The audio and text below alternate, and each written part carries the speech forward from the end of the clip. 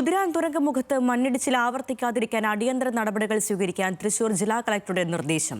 National highway അതോറിറ്റിക്കും വനവകുപ്പിനുമാണ് നിർദ്ദേശങ്ങൾ നൽകിയത്. സുരക്ഷാ നടപടികൾ ശക്തമാക്കുന്നതിന്റെ ഭാഗമായി ജിയോളജി ഉദ്യോഗസ്ഥരുടെ വിദഗ്ധ സംഘവും ഉടൻ തന്നെ സർക്കാരിന് റിപ്പോർട്ട് കൈമാറും.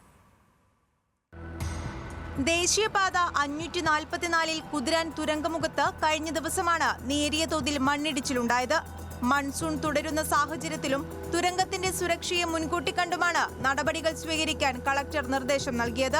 കേരള വനഗവേഷണ കേന്ദ്രം ശാസ്ത്രജ്ഞർ സ്ഥലം സന്ദർശിച്ച് സമർപ്പിച്ച റിപ്പോർട്ടിന്റെ അടിസ്ഥാനത്തിലാണ് നടപടി.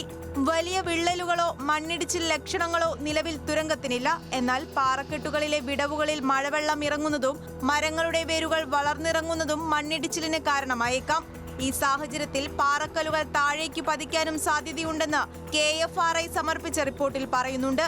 ഇത് പരിഗണിച്ചാണ് കളക്ടർ സുരക്ഷാ നിർദ്ദേശങ്ങൾ നൽകിക്കൊണ്ട് ഉത്തരവ് പുറപ്പെടുവിച്ചിരിക്കുന്നത്.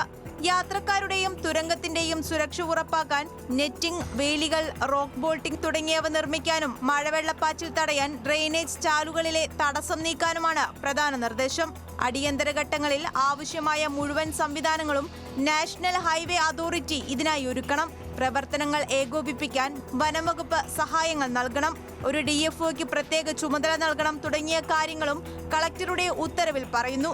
ജിയോളജിക്കൽ സർവേ ഓഫ് ഇന്ത്യയുടെ വിദഗ്ധ സംഘവും കഴിഞ്ഞ ദിവസം കുതിരാനിലെത്തി പരിശോധനകൾ നടത്തിയിരുന്നു. തുരങ്ക നിർമ്മാണ സമയത്ത് തയ്യാറാക്കിയ രേഖകളും പഠന റിപ്പോർട്ടുകളും വിലയിരുത്തി ഉടൻ തന്നെ സംഘം സംസ്ഥാന സർക്കാരിന് റിപ്പോർട്ട് കൈമാറും.